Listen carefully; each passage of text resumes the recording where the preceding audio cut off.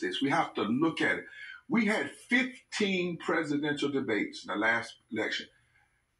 40% of the adult population in poverty, 800 people dying a day. Not one debate was focused on it. We've not had an Oval Office discussion on it. Why don't politicians value what is an incredibly large population in many different, I'm sure, in swing states? So why don't they? Do poor people need better lobbyists?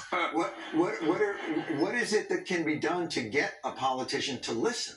Well, I think that what we're saying now is we just had a study. I asked it to be done as a part of our movement, Waking the Sleeping Giant. And this is what we found out, that all of these numbers also tell us that poor and low-wage people now represent 30% of the electorate in the country. 30%. And over 40% in states where the margin of victory was less than 3%. And in Texas where it's less than 5%. Wow. So what we're saying to poor and low-wage people of every race is time to mobilize your vote. There's not a state where 20% of poor and low-wage voters that didn't vote, 57 million voted, 30 million didn't in the last election. But if 20% that didn't vote moved, they could change every election. And in most states, Michigan, Wisconsin, Pennsylvania, Florida, it's less than 4%.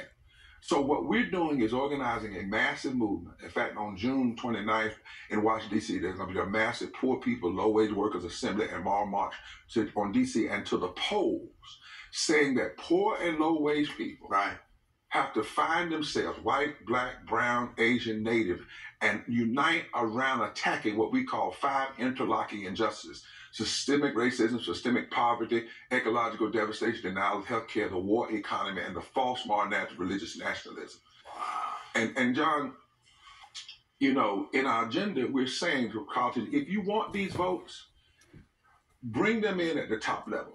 President Biden, bring a group of poor, low-wage folk and religious leaders to the White House. Do people even listen to them? Do they even hear them? What has the response been when you reach out to our political class? What's the response been? Well, because we've been lied to so much. You know, at first they said, well, it's not that big. And then we proved that it's actually 135, 140. And then they don't expect that people are going to organize. You know, in a democracy, you have to engage in agitation, legislation, litigation, and voter participation.